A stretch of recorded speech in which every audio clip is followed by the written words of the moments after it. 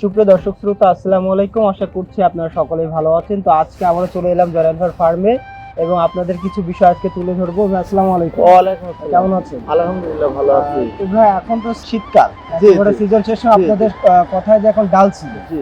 তো এই মুহূর্তে আপনাদের মাছ বেচা কিনা কেমন চলছে? এখন বেচা কিনা চাপের মাছ অনেকে নিচ্ছে, কম বেশি নিয়ে রাখছে। এই মাছগুলো সামনের শীতের পরে বাড়বে দ্রুত, এই জন্যই অনেকে মাছ নিচ্ছে আর কি। আচ্ছা, মানে চাপের মাছ যারা হ্যাঁ, সংগ্রহ করছে তারা নিচ্ছে। হ্যাঁ। তো বর্তমান সময় আপনাদের কি কি লাইনের মাছগুলো পাওয়া যাচ্ছে? আমাদের কাছে এখন কই আর শিং আর দেশি মাগুর আছে। এই দেখা যাচ্ছে যে কই 350 ভাঙা মাছ আছে, 1000 ভাঙা মাছ আছে, 800 ভাঙা মাছ আছে।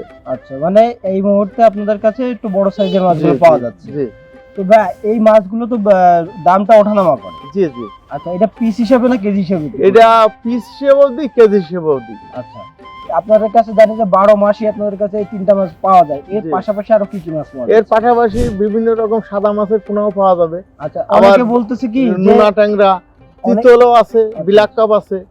তো অনেকে বলছে কি যে এই শীতকালে আচ্ছা মাছ নাকি বাড়ে না, কিন্তু অনেকে কিন্তু কালচার করার জন্য মাছ নিচ্ছে। তো হ্যাঁ, নিচ্ছে। হ্যাঁ, তো এই শীতকালে বাড়ে না বলতে এই কথাটা কেমন?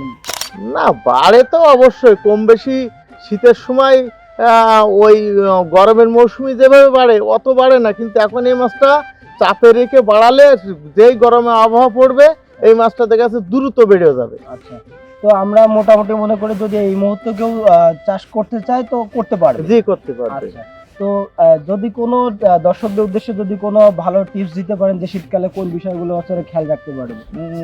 শীতকালে পুকুরে মাছ দিয়ে সবসময় জীবনাশক করে যেতে হবে এবং খাদ্য দিতে হবে সকালবেলা 8টা-9টার দিকের খাদ্যটা দিলে ভালো হয়, বা বিকেল 4টের দিকের এই খাদ্য দিতে হবে। এবং মাছের প্রতিদিন 1-2 দিন বাদে বাদে ধরে দেখতে হবে কি সমস্যা সমাধান আছে।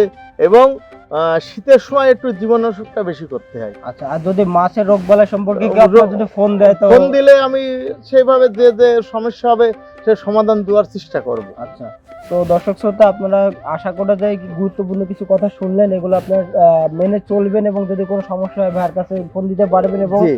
যে কোনো প্রকার মাছের পোনা লাগলেও কিন্তু আপনারা যোগাযোগ করতে পারেন। তবে অসংখ্য ধন্যবাদ আমাকে সময় দেওয়ার জন্য। আসসালামু আলাইকুম। ওয়ালাইকুম আসসালাম।